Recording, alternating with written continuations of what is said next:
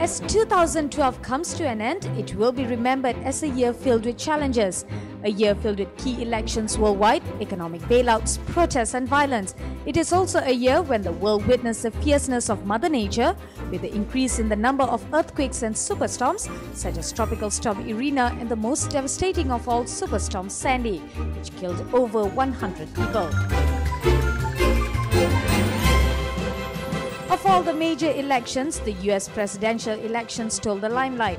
President Barack Obama, who was re-elected as President of the United States, in his winning speech said he would return to the White House more determined and inspired than ever. The US election, which started its presidential debates between Obama and then-hopeful Mitt Romney on October 3rd, saw Romney overshadowing Obama. However, it was the following debates and support given by the Democratic Party members and supporters which led Obama to a second-term victory.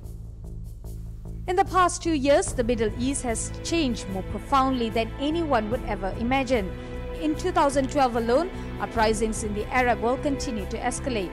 The United States, together with the United Kingdom, France, Turkey and Gulf states, have now formally recognized Syria's main opposition coalition as the legitimate representative of the Syrian people. US President Barack Obama said that Syria's opposition council was good enough to be recognized as the country's true representative of the people. Syria's Arab Spring events started in March 2011 in the city of Daraa. Several of the peaceful demonstrations for political freedom and an end to corruption were hijacked by opposition groups.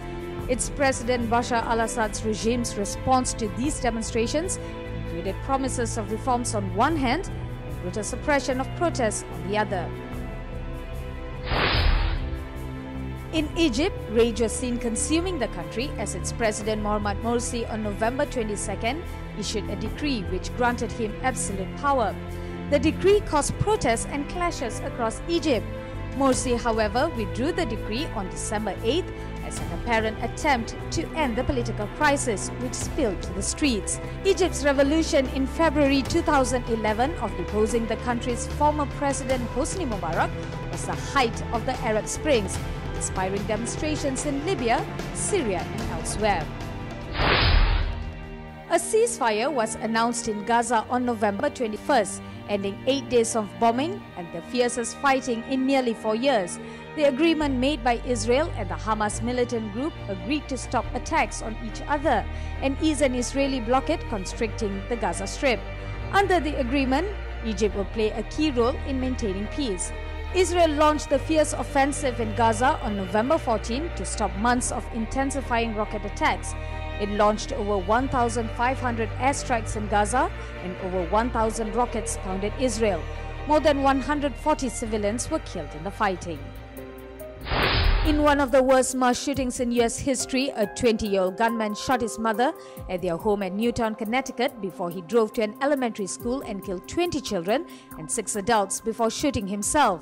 US President Barack Obama said that he would support US Senator Dianne Feinstein's effort in crafting legislation to reinstate an assault weapons ban which lapsed in 2004. The National Rifle Association (NRA) meanwhile was prepared to offer meaningful contributions to prevent another massacre. The world also witnessed one of United States' costliest storms with the arrival of Superstorm Sandy, which caused major damage throughout the Caribbean and the United States. The death toll totaled over 130 people, with damages soaring above $20 billion. In dealing with the damages caused by the superstorm, US Senate Democrats unveiled a $60.4 billion disaster aid plan.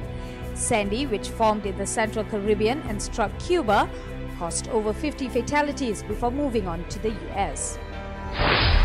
Another event which made history in 2012 was the launch of North Korea's second long-range rocket aimed at putting a satellite into space. After its first failure to launch in April this year, the country was more determined than ever for the second launch to be a success. The launch provoked rapid and widespread condemnation, with the United Nations Secretary General Ban Ki-moon stating that it was a clear violation of a UN Security Council resolution which bans the country from conducting ballistic missile tests.